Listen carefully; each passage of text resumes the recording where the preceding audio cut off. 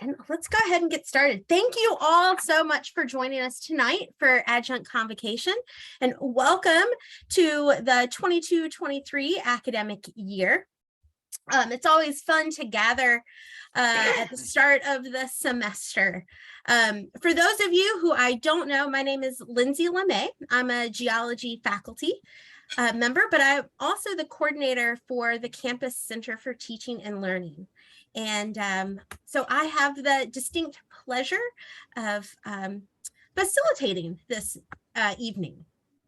So first off, thank you so much for taking time out of your schedules to participate tonight. We hope that tonight will be a chance for us to engage with each other. And although we're not face-to-face, we'll really be able to celebrate the start of the new academic year. But also, really importantly, it's always good to get a refresher at the start of the semester of campus resources and to learn some of the new resources on campus. We also want to take some time tonight to make sure you're aware of some of the benefits that are available to you all as adjunct faculty members. And of course, everybody is a part of a division here on campus, and each division has some specific procedures that we'll want to go over. So we will end part of the session tonight in division breakout rooms. So again, thank you all so much for attending. Presenters, thank you so much for your willingness to be here and share tonight. And like I said, we're going to hear a variety of information tonight about campus resources, benefits available to you, and then we'll have lots of time to learn about some of our procedures here, particularly those within the division. So what you see on the screen is just a quick overview of how the evening is going to run. The bulk of the evening will be together, or I should say the start of the meeting. We will all be together in this main Zoom room. And then we will do some breakout rooms based off of the division that you're in. For those of you who are new adjunct faculty, or for those of you who just want a refresher on some information that's very relevant for new faculty, you may come back to the main room after the division breakouts, and we will gather together for a new adjunct faculty session. If you're not returning for the new adjunct faculty session, at the end of your division breakouts, you may just leave the room. And in the event that I don't get to say, thanks again for coming and have a great evening, I'll say that now. So thank you again so much for being here. Dr. Rania, thank you so much for attending tonight. And I'm going to go ahead and turn it over to Dr. Rania, our new Vice President of Academic Affairs, to provide a welcome for the evening. Sure. Thank you, Professor LeMay. Tell me, can you hear me okay? Yes. Okay, wonderful. I am transitioning between meetings and offices, so I apologize that I do not have my camera, but I am so happy to be here with all of you and see the great turnout that we have this evening as we share this important information and launch a successful academic year for all of you. I do want to give a couple of reminders. When we have big Zoom meetings like this, it's very important for us to mute ourselves when we are not speaking. So just take a minute and go ahead and mute your microphone if you're not speaking. And Lindsay, I wonder, are you wanting questions to come to you in the chat, or how do you want to handle that? That is a great question, and I should have addressed that housekeeping. I meant to do that, and I got excited. Yes, if there are questions that you have, if you would send them to me directly in the chat, that would be helpful.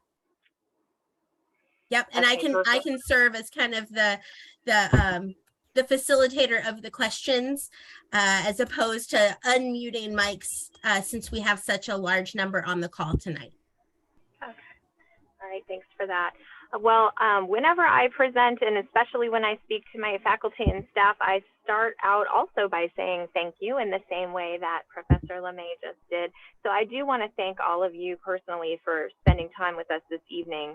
I'd especially like to thank the Center for Teaching and Learning for facilitating. I'd like to thank all of our presenters and also our leadership who have joined us here today, our deans, associate deans, and department chairs. Thank you all so much for being here. I just have a few remarks. We have quite an agenda, so I am not going to keep you all very long. I just want you to know that it's very important to me that our adjunct faculty feel included as the valued teammates that they are at this institution, and my leadership team feels the same. We know that we could not successfully educate our students without you. So I, along with your deans, associate deans, and department chairs, are here to assist you anytime. So please don't hesitate to reach out with any questions or concerns following this meeting and as you navigate through this academic year. Whether you've been with us for a while or whether you're new, that invitation is always open to you. It is certainly our job to make sure that each and every faculty member is provided with timely information and professional development about the college, about your academic division and your discipline. So all of those topics will be addressed today. And we begin always with adjunct and full-time convocation in order to launch discussion on those areas. So I have a few updates that were provided yesterday at Convocation that I wanted to pass along to those of you who may not have been able to attend. A very exciting announcement came from Dr. Brannon that each and every employee at the college will be receiving a $350 bonus.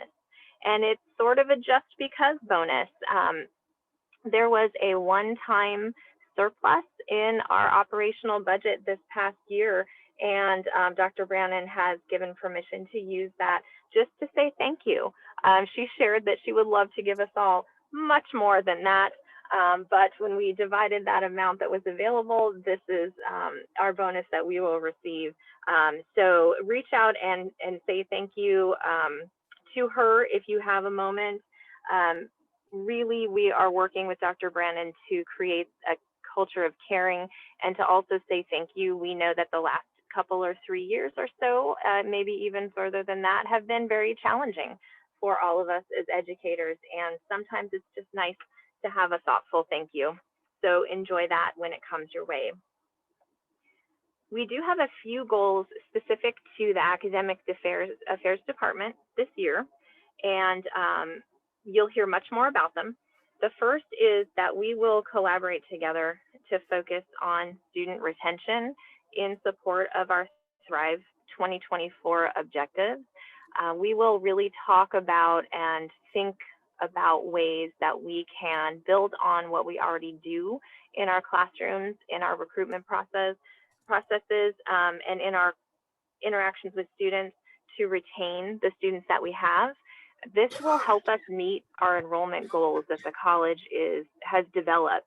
We know that we cannot meet our enrollment goals without retaining the students that we already have. So we simply don't have the pipeline of students, incoming new students, to meet the enrollment goals that will balance our budget and keep our college moving forward. So stay tuned for that. We will all work on retention goals together.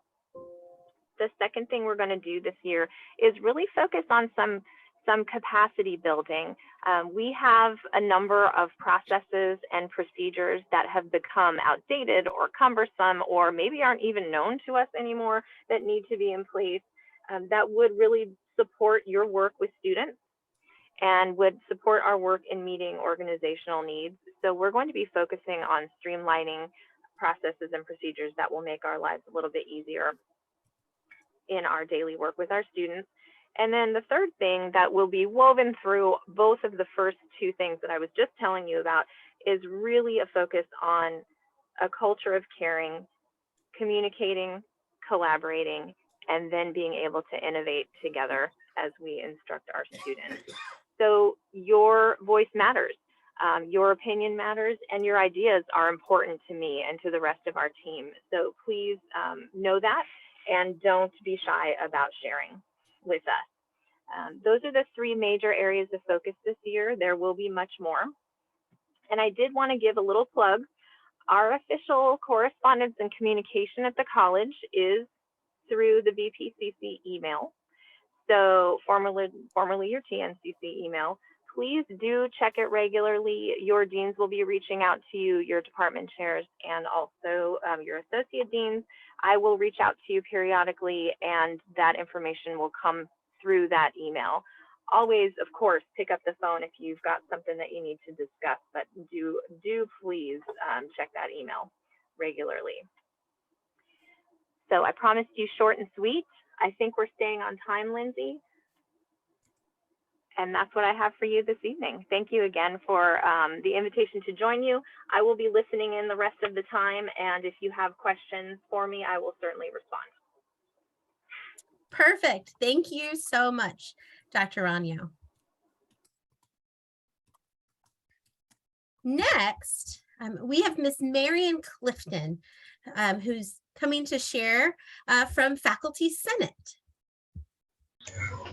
Thank you, Lindsay, and good evening, everyone. And once again, thank you for being here. I am really excited to address all of you new adjunct faculty as a representative of Faculty Senate.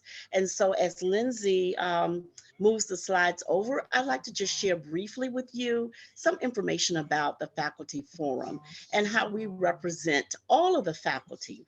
So the Faculty Forum is comprised of all full-time and part-time teaching and professional faculty at our institution who fall below the level of dean, associate dean, or director on the organizational chart. The Faculty Senate serves as the representative democracy of the full forum, implementing the will of the forum. The Faculty Senate also is composed of the duly elected senators from each academic division and the professional faculty.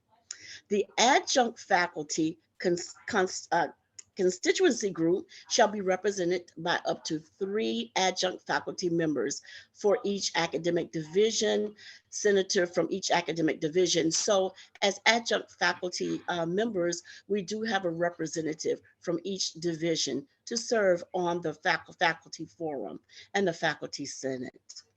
The point of contact for the Faculty Senate is going to change as of tomorrow.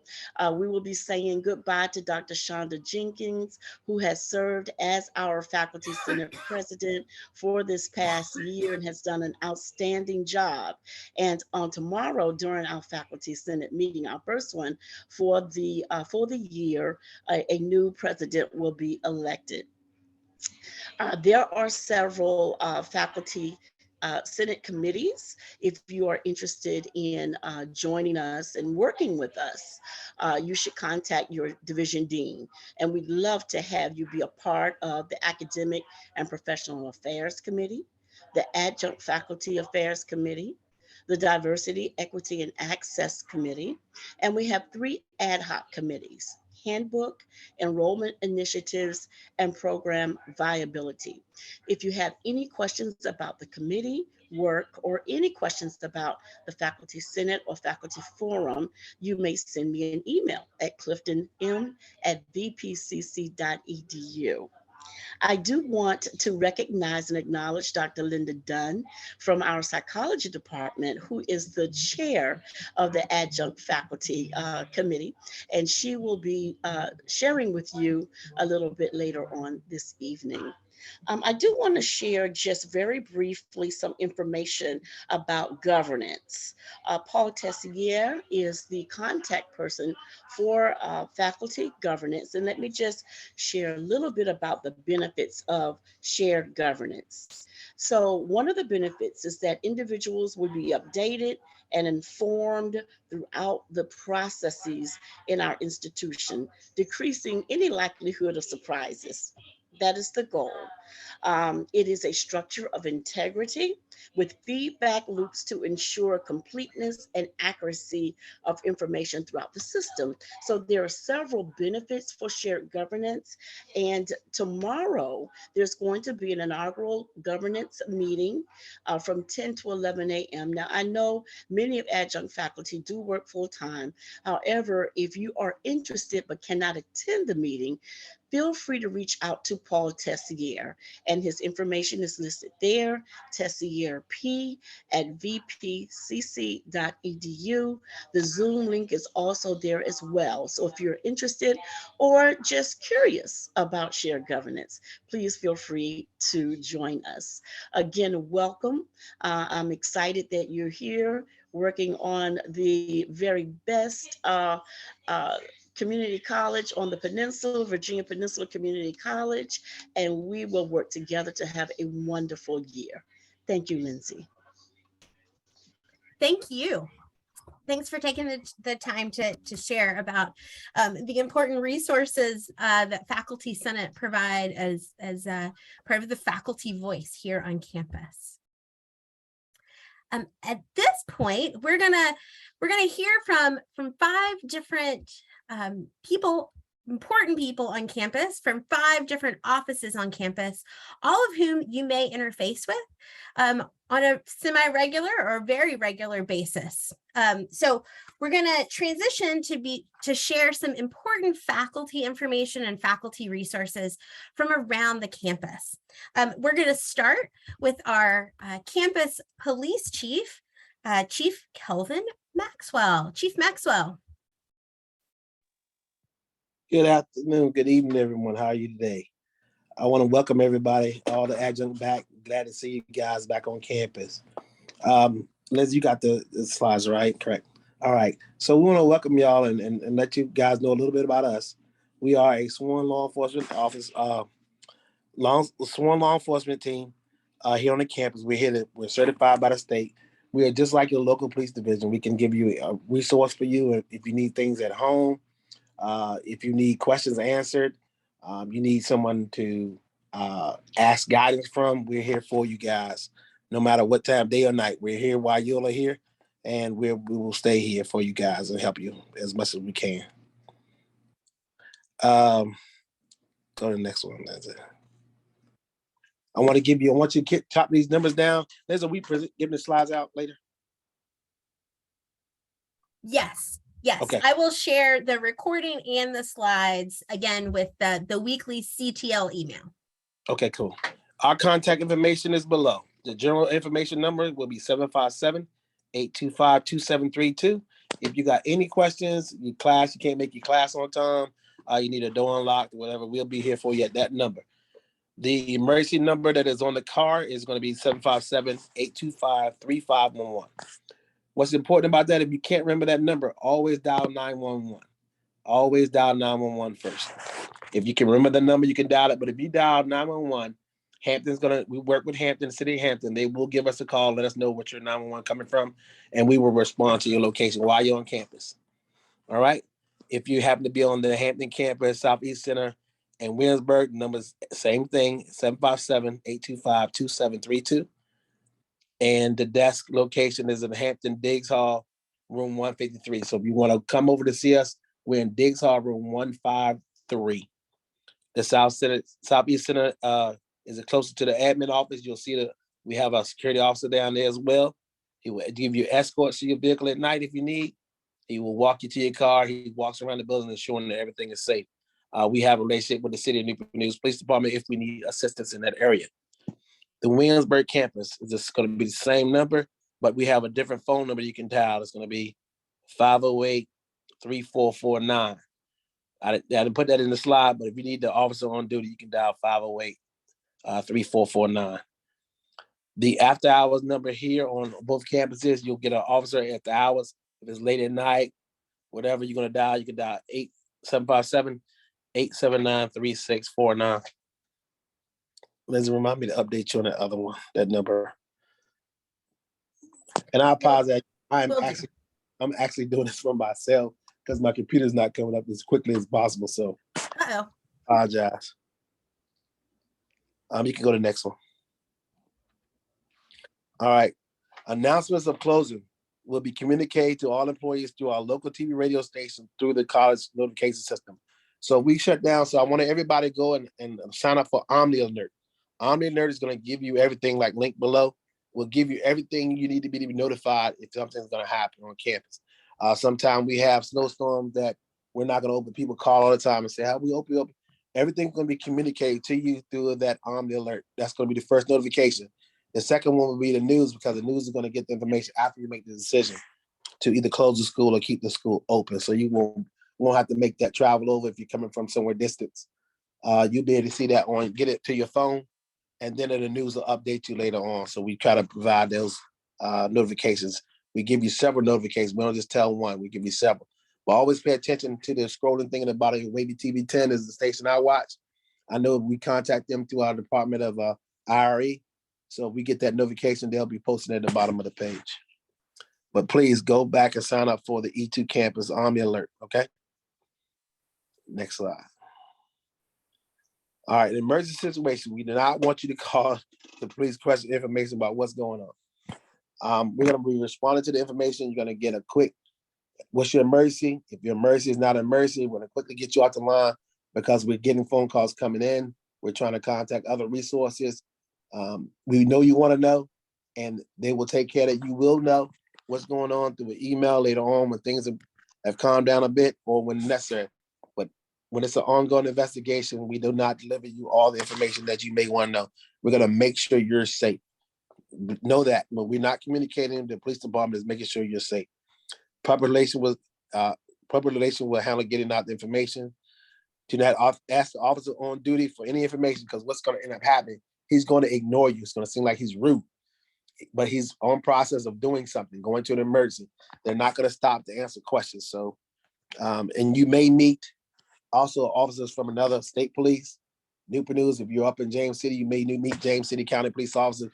They don't know you like I'm going to get to know you as well. So you may not meet an officer that you think is that friendly, but when we're on emergency situations, we can't focus on being friendly. We have to get the emergency taken care of. All right, follow the instructions given you. Always follow your instructions of the local or the campus police department. Next slide. We have several notification systems on campus. One will be the Omni Alert that I told you about, that I would like for everyone to sign up for. Make sure you sign up for to get all that. Each of your classroom has a Cisco phone. You can dial any number from that phone. You can dial 2732. You only need to dial the last 4 digits of any extension you want to get to. So if it's campus police, you dial 2732. Ask for an officer to come over to assist you, whatever you need. Contact another office by dialing the last 4. And always you can dial 911 from any of our phones, and it's going to get you to Hampton and us. So they're going to give you both ways. So you're going to get the emergency you need. So if, like I said, if you can't remember that 825-3511, always dial 911. If there's a notification that we need to get you out of that you see needs to get secure in place, doing an active shooter or something like that, it's going to come across your screen. That's our alerted system. That's going to take over your computer screen. It's not going to go away until you acknowledge that you received the message. It will take over your computer screen no matter what you're doing. And we ask that as you adjuncts or faculty members go out and teach your class, have your classroom follow the instructions that are given. Please have them follow it. Don't send them out. If they say shelter in place, advise your class to shelter in place. I do not want you going and making someone do it or telling someone or trying to chase them down to make them come back. Just advise your classroom to stay in place. Follow the instructions, okay? We also have a fourth option, what will be the big voice. That is not meant to penetrate walls of the building. It is meant to alert you that are walking from class to class. We have one of those here, and we also have one in the Historical Triangle campus. So you will hear the message. If there's a tornado, we want you to get inside, shelter in place. We will send a message out on that big voice. We did not send it out for us a sale on donuts. Hurry and get that. We won't send that out. We're going to send only emergencies through that system. All right, next.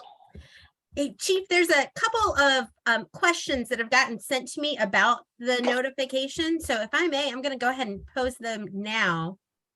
One was, if we've signed up for E2 campus previously or the Omni Alert, is that still good, or do we need to sign up every year?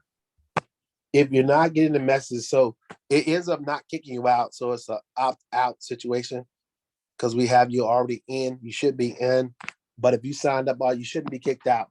But you can test it. If you're not getting the messages, we will do a test to make sure that you're getting it. Contact either myself or someone in IT, and we'll make sure that you are getting those messages to your phone, or just re-sign up. But 9 times out of 10, it's in there. It's going to be, it doesn't just kick you out. Okay, thank you. And the other question regarding contacting police in an emergency, if there was an event where for safety reasons or because of an injury, we were not able to speak, there was a question that it had been heard that you could take the phone off the hook or just hit 7 and it would still send, it'd still signify that something was needed in that room. Is that correct information? All right. That we did try that out. That wasn't it was a dial 7 protocol. We used to have that here a while back. That didn't seem to be feasible because it was a pause. And that pause would cause you to believe that phone call did not go through. So people were hanging the phone up. So we abandoned that protocol. We just want you to get up and just dial 911. If you just dial 911, regardless, someone's going to answer that line. So we prefer you just dial 911. We were trying that to make something quickly so we could do something quick and efficient, but it had a problem in connecting. So we didn't want that seconds to go by. Seconds can cause lots of problems. So we abandoned that protocol, but there was a protocol on a dial 7 situation, but we abandoned that a while back. Okay, thank you for that clarification, and apologies for any confusion created with that. So just to clarify, any emergency, whether we can speak or not, we can still dial 911, and that would be the procedure. Perfect. Thanks, Chief. No problem.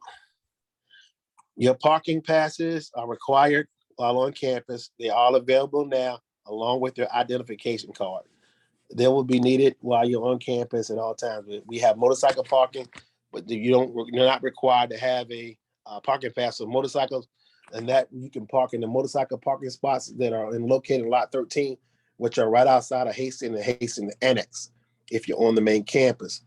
But for faculty members, if you get out your car and you see yellow lines beside each side of your car, you are parked properly. If you get out your vehicle and you see white lines, you are illegally parked. That is student parking. We don't want to mix it up because we do the same thing for students. When they get out their car and they see yellow lines beside their car, they are not parked properly, okay? If in the event that you have to get a rental car and you have something on your rental car, you can either bring your hang tag and move it to your new vehicle, to the rental car, and you'll be able to have your rental agreement just all we need to see is Enterprise on the dashboard. Nothing else, no pertinent information, just the word Enterprise. We'll know that it's an Enterprise rental and you have a parking pass. You can park that vehicle. No need for any other coming to the police office or anything. You can just park and you're good to go. Because we have people to put their cars in the shop, get rental cars, getting access, going to have a rental car, different car. Just transfer your hang tag. If you have 2 or more cars, you can just add them to your parking pass, and you can just take your hang tag from car to car with you. So you'll be properly parked at all times. If you have your car leaving overnight because you're going on a trip or you're going on a training, you contact us. Come Campus Police Department 153, get an overnight form, fill out the pertinent information. We'll tell you exactly where you can park your vehicle. We will make sure your car is safe. We'll check on it, and we'll know you're good to go. Just come in and get the overnight form. You can leave it there for a couple of nights or however long you're going to be out of town if you don't have a way back. So we'll know that their car is going to be there overnight. And that way I have a midnight shift security officer that patrols the lots at night, and we'll make sure your car is okay. All right, next. Building authorization form. They're important. Very important that you tell us when you're in the buildings. If you're going to be in the building past certain times, you're going to need to have a building authorization. You can't come in the buildings on Saturdays and Sundays unless you have a building authorization form by your vice president. That has to be signed by them and then given to me or your direct manager, whoever, if you're going to be there in there. That is a very important thing because if something happens, we need to know where you're at. We need to know where you're at so we can check on you to make sure you're safe while you're in the building. If you're going to be on, you're going to have to say it. You can't just be here because, oh, I can't sleep, I want to work late. You're going to have to tell your immediate supervisor what you're trying to do. The building officers must be signed by myself or my designee, which is normally going to be my sergeant. So they'll take care of that. All right, next. That's all your slides, Chief. Good. Again, I want to thank you, Lindsay, for inviting me back again this year. I want to apologize again. I'm looking at this little cell phone screen. I can't really see the slides because it's actually dictating what I'm saying. So I want to thank y'all guys. Oh, it's another late out there. If you're not able to purchase, what was that, Lindsay? I'm sorry, say that one more time. I saw something pop up. Somebody said if I wasn't able to purchase. Yes, there was there's a couple of questions about needing do we need a Virginia Peninsula Community College picture ID? Yes, we would love for you to get a Virginia Peninsula, a brand new name on a brand new ID card. Yes, you can get it. It doesn't cost anything. We just need y'all to come on and get it. Okay. And then there was a question, how much is the faculty parking pass? $30. Okay. And in the event that we have not yet purchased our parking pass, how soon are we going to be required to have one? So how soon before ticketing begins? We're going to give announcements out on our on television screens. We're going to give you a mass email before we do any kind of enforcement. So you will have time. Being we were out for COVID, we understand people are not used to it. So we're going to give a little leniency and work with everyone to make sure everyone is in compliance. And we're going to work with you. So you'll get enough notice. On Thursday when we come back, I'm going to go. We're encouraging everybody to come in and to get your parking passes now because they are available for pickup. We have payroll deduction that you can use as well to get the funds to get it up. If you need to get it through payroll deduction, you can do that. It's an option. Okay, perfect. Thanks, Chief. All right, thank you.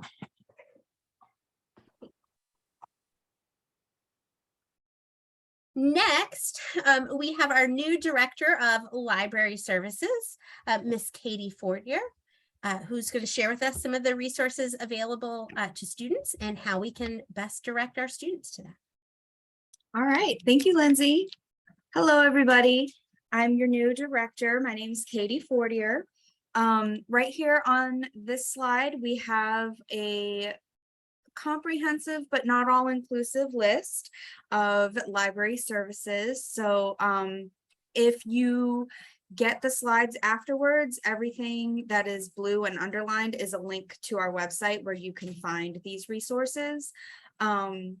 So most of it is, everything you're normally used to. I only have updates on tutoring and I have a couple of library updates. So let me skip right to tutoring. Right now we have 2 math tutors and we have no writing tutors yet, but we are working on it. And everything else will be available through BrainFuse as far as students getting their tutoring. In our math center, the students can now go in through Navigate and make their appointments. This is a change. Normally they would go through BrainFuse. Now they're going straight through Navigate. We are offering in-person walk-in services during designated hours. That will be posted before classes start. Offering group appointments for select math classes, and that includes our nursing students for their drug calc. That will be disseminated once we know the exact dates and times. And tutors can now use Navigate to directly target our students or certain classes, and they can send out messages to them to invite them to come to tutoring, share the hours, and give out tutoring contact information. So we're very excited about that. A little update about our technology in the library. We are no longer loaning out laptops. We do not have the manpower or the capacity or the time to do that anymore. So students can use their FA money to go purchase a laptop through the bookstore. If they have any questions about that, send them straight to FA. We will be circulating a small number of hotspots for the students for short checkout periods, so that is still available to them. And we do also still have calculators and webcams as usual. If you want us, the librarians, to come to your class, either over Zoom or in person, you can go to the request form on the faculty services page, which is that last link right there. And we would love to come and visit your classes and talk about citations, research, all that good stuff. So please invite us to your classes. We are nerds that love to teach others how to learn. So let us know if you need us. Next slide, please, Lindsay. It's me, Erin Dawn. I just want to share with y'all the All right, so here's our slide for our hours. We are opening up HT this semester, limited hours, but hours nonetheless. So we will be available remotely to students and to you on Fridays. And this is my contact information. Also, we are extending tutoring at least once a week. Right now it's Wednesdays, but we may add another day during the week. And we will do virtual visits, and we could absolutely do a recording. I just saw the chat. We can absolutely work out a recording for y'all. If you send me an email, let me know what you guys are working on and what questions you have. We can do that for you, absolutely, for the asynchronous classes. So if we decide also per the tutoring being open late, if we decide to open late more than once a week for walk-ins or for appointments, that will be posted as well. So if you have any questions, you can email me and we will get you straight. Katie, I do have one question that got sent to me just for clarification. Are there tutors for anatomy and physiology or some of the other maybe less traditional disciplines like math and writing? Right, so we are looking for a writing tutor right now. We're waiting to be able to post it up. So we should be doing that very shortly. As far as the other subjects, right now, all we have is Brain Fuse, but we're looking to get peer tutors. And if any adjuncts or faculty want to do their office hours with us, or if they want to do, you know, volunteer their time to tutor, if they can commit to a schedule, we would absolutely love that.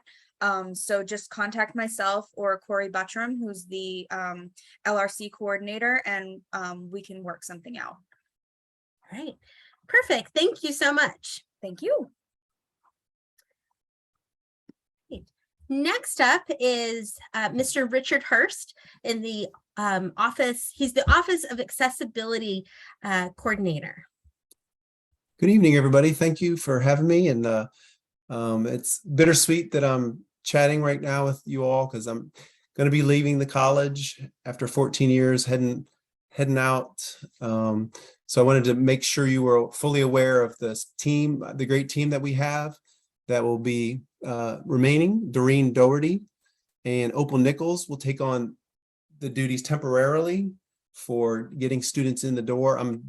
That's my focus right now, is getting students the accommodations they need as quickly as possible so that they hit the first class and they have those in place and not 3 weeks into the class because we can't go back in time and change that. They're not retroactive, the accommodations. So I'm working every day. I have a very full schedule tomorrow, back-to-back appointments. So again, this is a busy time. And here's your team: Doreen Doherty, Opal Nichols, and also Faye does the testing center and the letters. Next slide.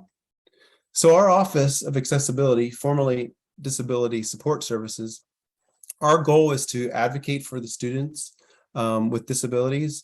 In a given year, we work with 400 to 500 students. So that's quite a few students that are out there. And in your class, you may not have any, or you may have up to 7 in your class that might need accommodations.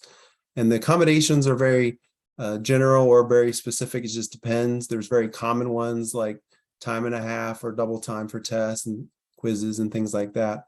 But we first evaluate their eligibility for accommodations. We look at their documentation. We have an interactive process.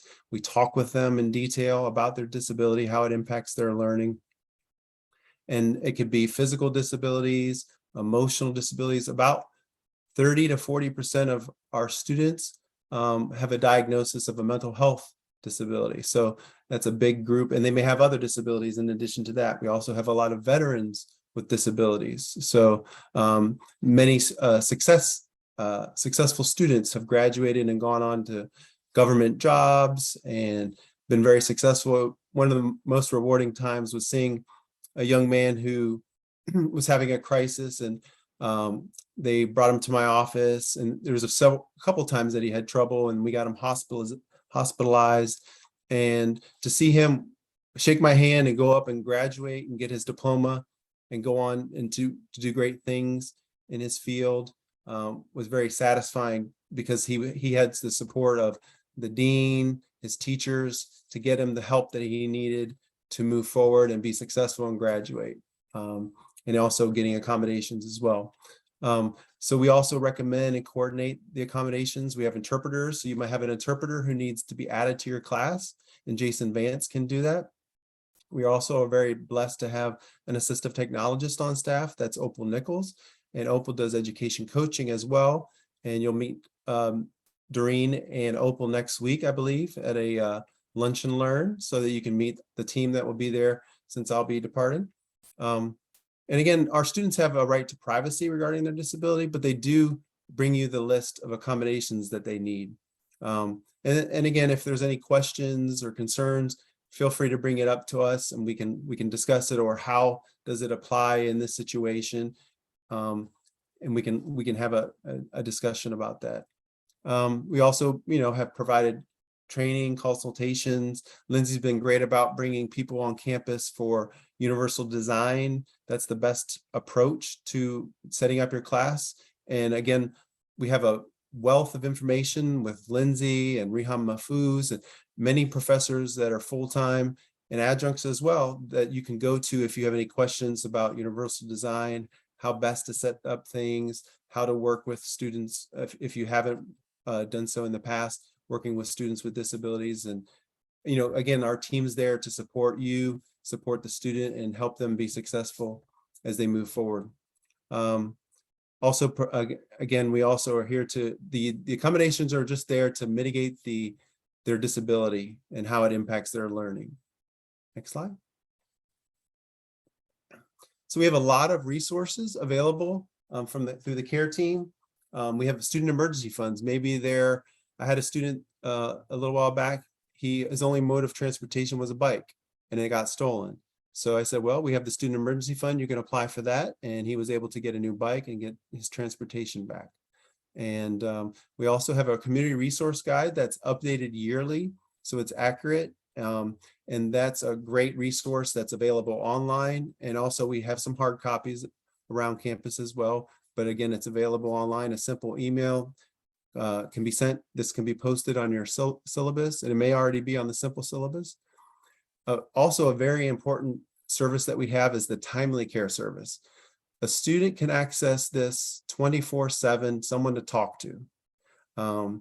And so please, please, please encourage your students to register for that. When they log into my VPCC, they can see the app for timely care, and they can go in, and then it takes about 5 to 7 minutes to register, and then it's there, and they can have the app on their phone, just so it's there to be proactive in regards to their mental health. There's also meditation and yoga classes that are free. So it's really a resource, and we've had about over 300 students that have accessed that service. So please spread the word far and wide for students to access that. Even if they may not need it, maybe one of their peers, one of their classmates could use that support. And again, we're very fortunate in Virginia. We now have the 988 number. So 911, if you need campus police or police to assist, or emergency services. But if it's a mental health crisis, a person can call 988 in Virginia, and there's teams across the state to deal with that. And they send out teams, and they get the person whatever level of service that they need. We also have a food pantry that's care team covered, and Doreen is great. She and I stock that every Monday. I buy about 800 pounds of food roughly per week, so about 3,000 pounds a month that we have available to students, and we now have a freezer. And so we're going to have to work out a process. There might be a process to work out while I'm departing on how that's going to be replenished, or we might have some mobile pantries from the food bank on campus on Saturdays. So all these details have to be worked out as I'm departing and getting with the food bank and working out those details. But again, Doreen Doherty is a great resource regarding that. And then she also coordinates the pop-up clothes closet. And so we're always looking for donations from around the campus, and it's been very successful. We've had lots of donations roll in and lots of students. I remember one lady, she carried out about 5 bags of clothes that were helpful to her family, and a lot of kids, children's clothing that was helpful to her family. And and again, it was absolutely free, and it's done twice a year in the fall and the spring, and it's been a very successful tradition. And people can always sign up for a couple hours and just help the students, straighten up. Like I helped one gentleman pick out, some suits, jackets that would, let him know that they fit. Because at first he was being shy and not interested, but then just after a little bit of nudging along, he said, "Sure, yeah, I'm going to take this. It'll be something helpful to me for interviews and so on." And again, you'll hear more about the single stop and SNAP benefits. So that's Sanja Vega's area. And again, can't emphasize enough the need for looking out for our students and their mental health and wellness. And I think, is there going to be another slide on that topic, or? No, not right in a second. So yeah, so again, there's resources available. Please encourage them to use the timely care service. Again, in crises, 988 is available now in our state. And again, not only for our students, but that culture of caring, but also one another, your peers. It's been a hard time, not just for students, but also faculty, adjunct faculty. So, lean on each other, reach out to others when you're having some challenges, so that we can all get through this together. Thanks, Richard. Uh-huh. You will certainly be missed. I don't know if you saw, there was some well wishes in the chat for you as well. So thank you for your years of service to the college and for being a great advocate for our students.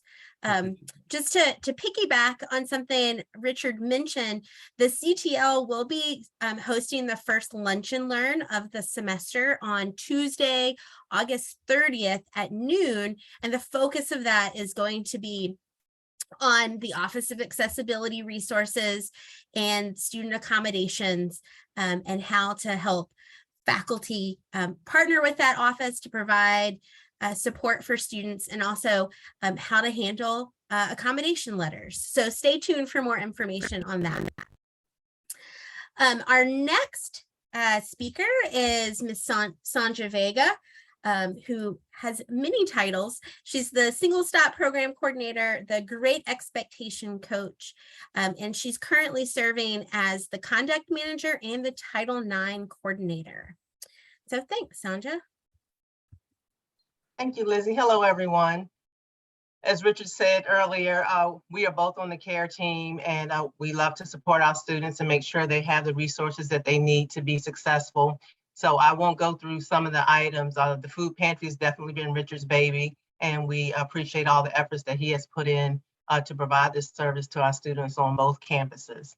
So I'll just really talk about the Single Stop program, which is a one-stop program for our students to connect them to resources. Our students are able to complete a screener, and they'll be screened for SNAP benefits, health care, free tax preparation, other resources, Pell, if they let us know if they're eligible for Pell, and quite a few other social services. It will let us know if they're eligible for those resources. And then once we determine that eligibility, we can connect them to those resources. And then we follow them along to make sure that they do actually connect. There's a Common Virginia Help application, and they can just go to that directly and apply for the SNAP benefits. if they run into any difficulty and they can't get through, then we are just there to assist them. And sometimes our students do get discouraged. Sometimes it's a process and it takes a little bit to get to where you need to be. So we're there to make sure that we're there to assist them throughout that process. Then I also work with Great Expectations, which is a foster youth support program. So I service all the foster youth that are attending our college. So we just provide that academic and personal support that those students need. So whatever they need from day one, we assist them with completing their FAFSA, get them set up when they first come in and get enrolled in classes, and just whatever supports they need while they're on campus. So essentially, we are the parent on campus for the foster youth population. We do have emergency funds for our students. Oftentimes, they run into challenges, and any of us who have children, you know, if one of our children get a flat tire and they can't get to college, they can't get to where they need to go, we get that tire fixed for them. And our foster youth don't often have that resource and that support. So we are able to provide that support for our students. We have a snack pantry in the office so that our students can come in between classes, grab something to eat, and move on to the next thing. We also have some resources for our students as far as cultural events and activities. We want to make sure that they get to see what all the world has to offer for them. So we've done museums, we've done paint nights. We just really spend a lot of time with them, showing them that they're important, they're valued, and just try to expose them and support them as much as possible. And I don't think it's on the slide. Lindsay, I don't think you have TRIO here, but there is another retention support program on campus, which is the TRIO Student Support Services Program. And that's a federally funded program that services first generation college students, students with a lower income, and students with disabilities as well. And that program really supports the students all the way through. If they're planning to transfer to a four-year institution, they really support them as far as their advising. They ensure that they get everything they need so they can transfer to that four-year institution. So they do intensive advising with those students. So I want to thank you all for your time this evening. And should you have any questions, or if you run into any students that you find might fit into one of these categories, please send them our way or reach out, and I'll be glad to answer any questions. Thank you. Thank you. Our last presenter this evening is Miss Melanie McNall, the Interim Director of Human Resources.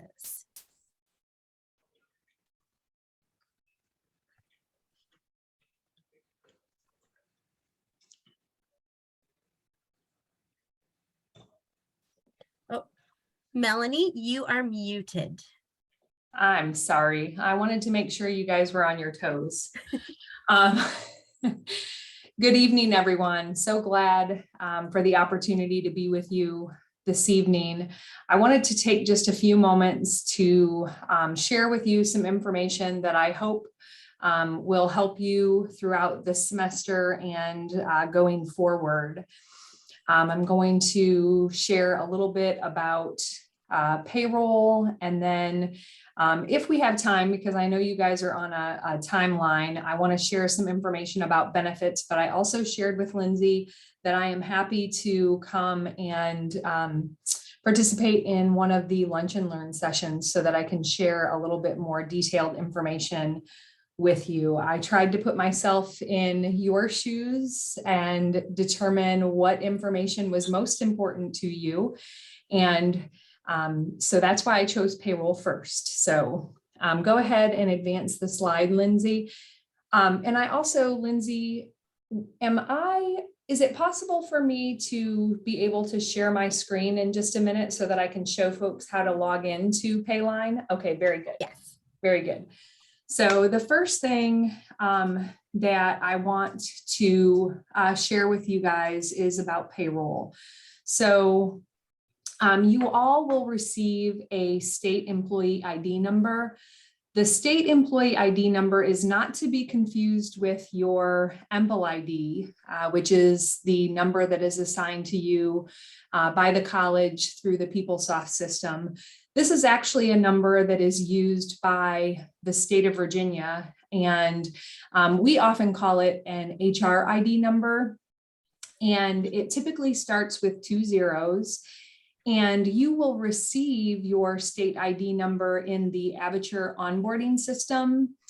And for those of you who have been adjuncts or who are current adjuncts, if you have not received that number, or if you have questions about what that number is, please get in touch with Human Resources. You can either call us or you can send us an email at hr@tncc or actually hr@vpcc.edu, and we can help you with that. But it does, so it's designed to protect your Social Security number. So they use that instead of a Social Security number. So that's why that number is important. In order to access your pay stubs, you are going to log into a system called Payline. And in a few minutes, I'm going to take you out and actually show you how to log in to that system and give you an idea of the information that you're going to be able to see there. So we'll come back to that. But I do want to share with you that the Cardinal Human Capital Management System is being released later this fall. And the employee self-service piece of that system will be replacing Payline. So just when you think you're going to get used to going out and checking Payline, we're going to change things up on you. That is set to be released on October 3rd. So it's really important for you to check your Virginia Peninsula email between now and then, because you will be receiving communications from the HR team as well as the state. And on the day of go live on October 3rd, you're going to get an email on that day that will give you instructions for setting up an account and logging in. And then direct deposit, for those of you who are new to the college, direct deposit is required. And the direct deposit is set up through the Aperture onboarding system. You'll actually complete your direct deposit form within the system, and then you'll be able to upload the documentation required in order to be able to establish your direct deposit. If you need to make a change to your direct deposit before the Cardinal go live, you're actually going to log into Payline and print your direct deposit form. You will complete that form, attach the appropriate documentation, and the form tells you what that is. And then you are going to deliver that to Human Resources. Whenever possible, we do ask you to deliver that in person because we like to safeguard your information. If that creates a challenge for you, please reach out to us. We can work out something so that you can still get it to us securely, and we can verify that it is actually you sending it. So just let us know if delivering it in person creates a hardship. So Lindsay, if you don't mind, I would like to share my screen so that I can show everyone how to log in. So I had it up. Okay.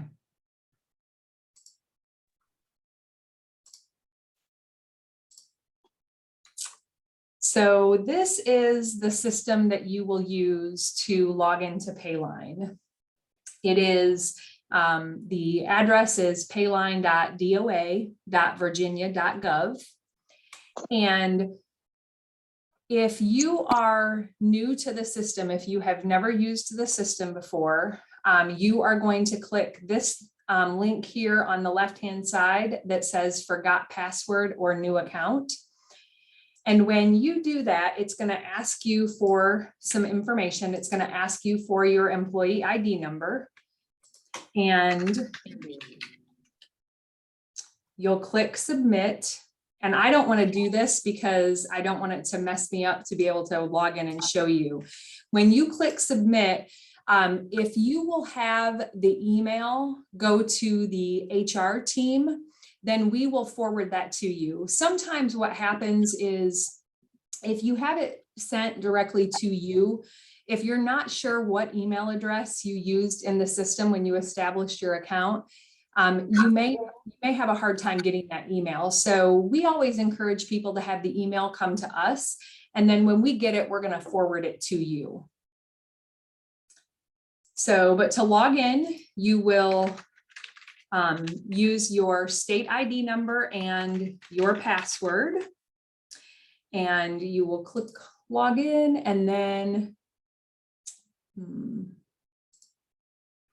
so once you're in the system, the menu options are on the left-hand side. So if you are wanting to look at your pay stub, you will click on main menu, and whoops. It's been a long time. You know what I think I did? I did. Hold on. I logged in as my HR with my HR rights. So let me back out and log into my personal. There we go. So once you're in, if you click on main menu and you click on pay history, that's going to give you access to your pay stubs, and it will have your pay stubs for the last 2 years.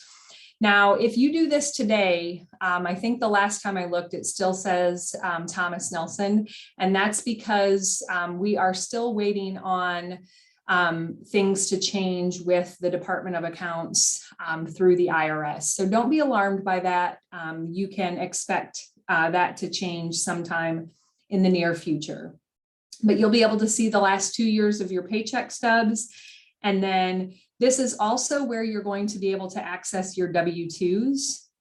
And you have the last several years of W-2s that you'll be able to access here. And typically we see access to the W-2s happen a little bit earlier than we actually get them and can release them in the mail. So that's the nice thing about the system. And once we transition to Cardinal, you're going to be able to do all of these things in the Cardinal system. And then if you want to change your direct deposit form, right here is where you click to change your direct deposit. I'm not going to click on that because I can't remember if I click on that, if it's going to bring up my personal information right away. So, but that's where you would go. It'll allow you to download the form, and then you'll be able to finish completing it, sign it, attach the appropriate documentation.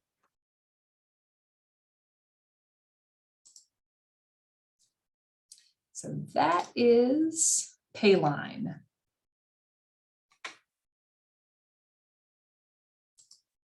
And then the last thing I think I'm going to be able to have time to show you this evening is on the next slide, and that is the pay schedule. I just want to make sure that, and you all will probably receive this from your divisions as well, but I just want to make sure that you have this information, and I want to take just a second to explain it to you so that you know what you're looking at. Some of you are used to seeing this document, but for those of you who are new, just want to make sure you have what you need in order to be successful.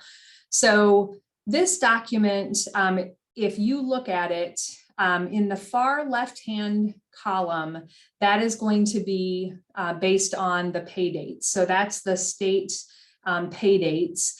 And then across the top, you see the different sections or sessions, if you will. So for example, if you are teaching an 8-week 2 class that starts on October 19th, you can expect to receive your first check for that class on November the 4th. And then it's going to be split out. So the contract amount will be split out over 4 pay periods. And so your last check for that class would be on 12/16. I think that's what that says. And so then from there, you just go across. So if you're teaching multiple classes, you would actually also see the multiple, or I mean, the different pay dates for each of those. And I think that is it for me for this evening, but I will be back and I will share additional information for you about benefits at a later date. Great. Thanks, Melanie. Yes, there are, for those of you who would want to look at the slides again, just so you're aware, there are a few slides that outline the benefits, but we will work to get a lunch and learn scheduled that will speak specifically to these benefits. But Melanie, there was one quick question for clarification. Do you happen to know when the $350 bonus will be deposited? I do not know yet.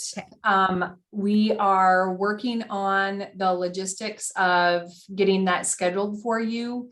And we will send communication out soon. Okay, perfect. Thank you. Thank you. You are welcome. So as we wrap up, before we head to our division breakouts, I just wanted to share a couple of things with you. And one is the faculty resource guide. The Thomas Nelson website is great, and it is jam-packed. So this is a URL you might want to jot down, or we'll certainly send this out as well. But in an attempt to kind of collate some of the most pertinent information for faculty, we've created a LibGuide that pulls together some of the things like the handbook, the academic calendar, resources like that about teaching and learning. So I hope this serves as a resource for all faculty, but also know that this is a living web page, so it gets updated pretty frequently, and we're working on some updates now for this current academic year. So just tag that as a quick resource for yourself. The other thing that has been mentioned is the Center for Teaching and Learning. Starting this Friday, we'll start with the CTL every Friday emails again with the announcement. So stay tuned for upcoming events, but it includes the Lunch and Learn topical sessions, our Monday meetups, which are information from around the college and the VCCS. We'll be starting a fall book club soon, and be on the lookout for information for our January faculty colloquium as well. So now we are going to transition to our division breakouts. What you will see pop up in just a minute is an invitation to join a breakout room. You will manually select the breakout room that's given a name that aligns with the division that you are in. So I'm not going to assign you in this case, and it's not random. You will see the selection of breakout rooms, and you will select the division that you are in. We are a little over time for those, so we will adjust, but let's plan on starting the new adjunct session by 8:40 if that is possible, and I will monitor that. Just so you all are aware, deans and faculty, I will remain in the main room. So if there is any technical issues or there needs help getting into breakout rooms, or anybody who comes late or loses connection, will be able to facilitate getting back into the division breakouts. Right. And again, for those of you who are staying on for the new adjunct session, at the end of the division meeting, you'll just rejoin the main room and we'll pick up from there. And for those of you who I won't see later this evening, thank you again for joining. Have a great evening, have a great semester, and enjoy your division meeting.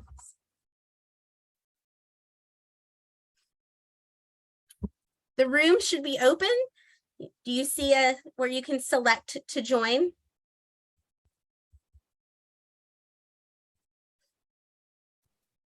Nope. No, you're not seeing that? No. Not yet. I can see it, but There's a do you little have link at the STV bottom. on there? Oh, I see it now. I did see it. I'm sorry. Say that Do you again. have students STV 100? I don't see that as an option.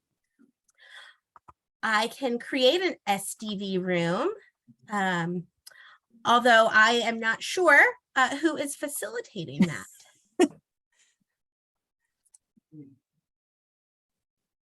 Let me see.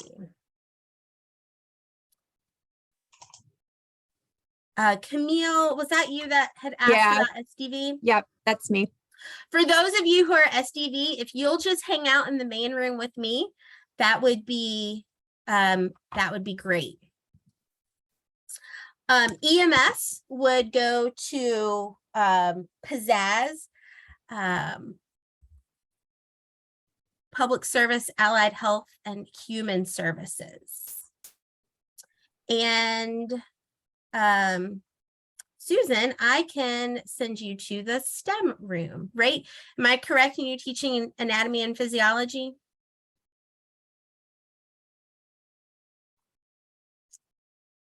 Okay.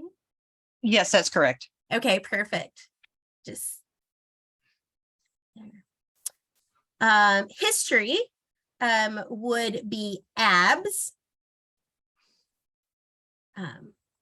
I can send you there.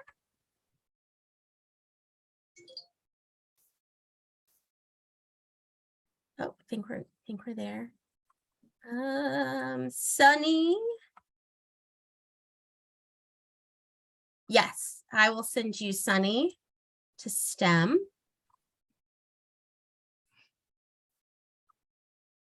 Yes, Tom, got you to abs.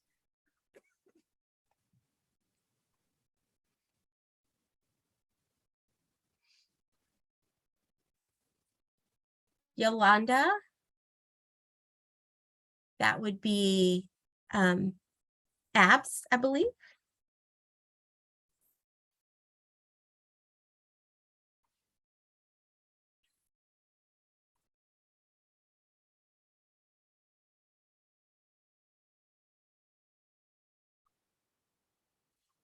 Okay, I'm looking.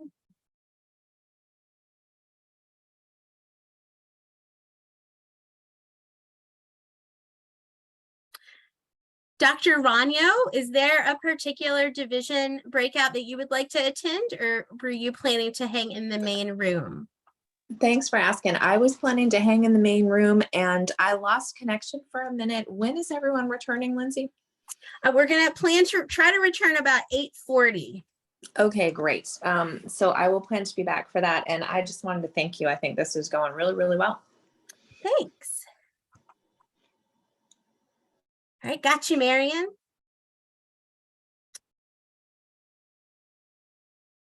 Got you, Miss Preble. Good to see you.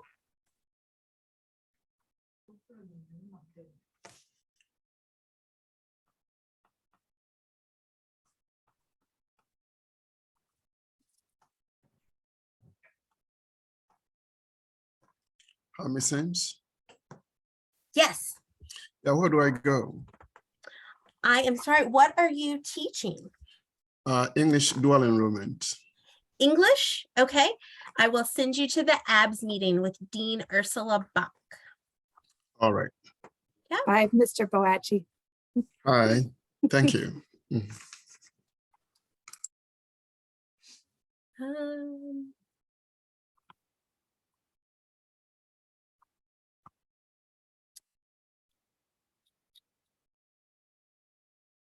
Interesting.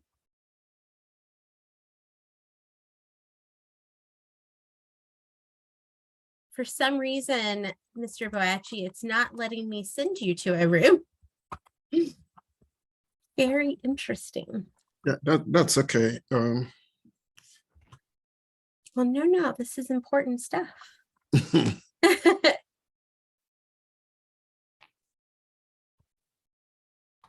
All right, let me stop sharing and see if that will work.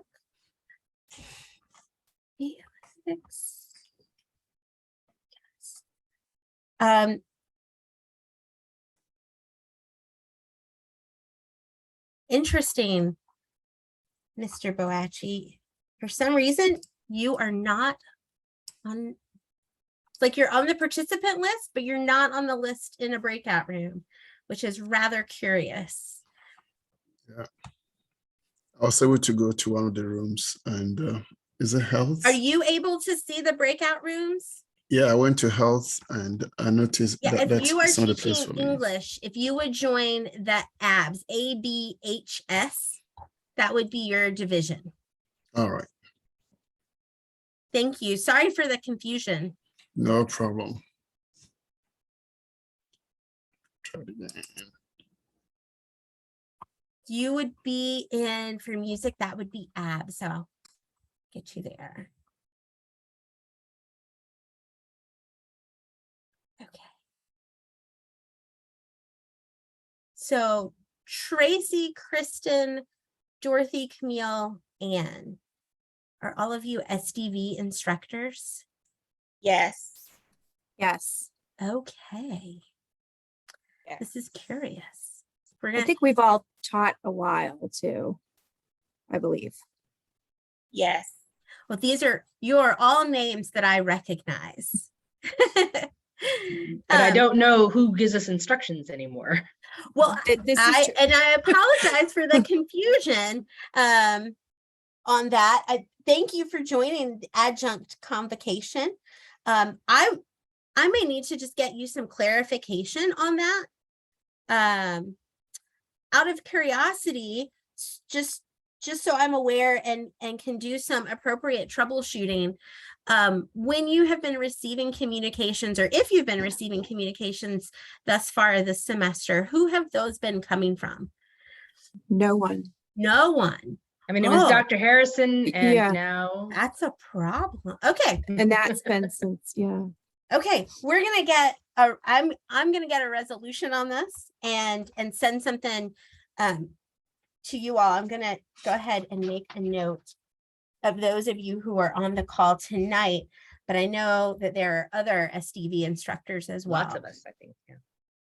And Lindsay, if I may, I think that'd be one great. of our SDV instructors contacted me looking for the link, which I did provide. And I wondered how that person heard about the orientation. Was it from the Student Affairs Department, or was it just from the convocation materials? That was me. Good evening. Good evening. Yes. Thank you for the response, by the way. Sure. But I saw the email that went out to all the faculty about convocation. So that's how I found out about the adjunct session, but I don't have any communication from anyone in student success. Okay, you know what? Thanks for that, Kristen. I'm going to also make a note to just reach out to Dr. Hollins so that she can communicate with all of the SDV 100 instructors about where your communication should flow to and from. Thank you, Dr. Ranyo. No problem.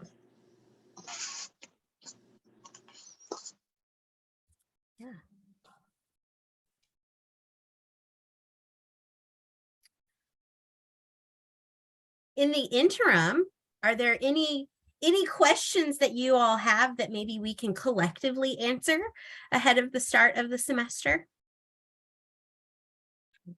Well, just wanted to see if there are any changes to how the class works, but if there's not, then I'm good. Yeah, usually there's been something almost every year, maybe every other year, where there's a change in assignment or something. And maybe it's all the same. I am making a note. Yep, and I'm including it in my email. I just thought since we're here, I'll draft it right now, and hopefully you all get some outreach very shortly. And I don't know if now we might need to be concerned about who signs our contract, like who issues our contracts and signs them, and because it used to be Dr. Harrison. Okay, I think that Dr. Hollins is taking care of that. I believe. But I'll ask for that too. And are those contracts being mailed to us, or do we need to come if we're on campus teaching? Do I need to come to a specific office or? Okay, good question. I hope, Lindsay, between you and I hope we're tracking all these questions. It had previously been mailed and I live about an hour and a half from campus, so I would really Okay. like it mailed, please. Yeah, and Dr. Harrison was the one who did it all herself too, Okay. like mailed them all out. Yeah. Okay. Okay, just to make sure that I have captured the questions so far, I have about the contracts, who's going to be the signer of those, which we think is Dr. Hollins, how to access those contracts, and then just clarification on if there have been any changes to the class. Okay. Sounds good. Perfect. I just have really a appreciate general- y'all. I'm sorry for the confusion.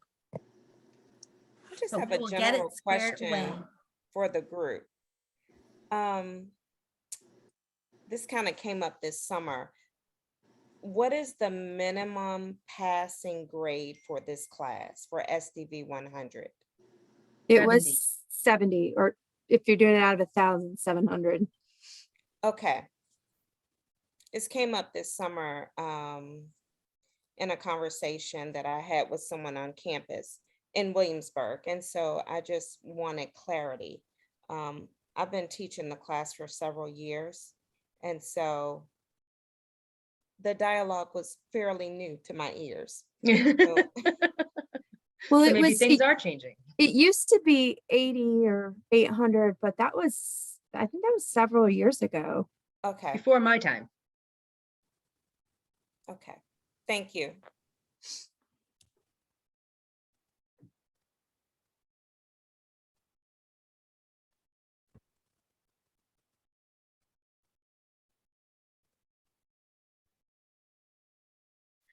I see a number of people rejoining the main room. Does that mean your division breakout is complete? It does. Well, my, you are efficient. We only had one new. Everybody else is really seasoned for, I mean, you know, in nursing,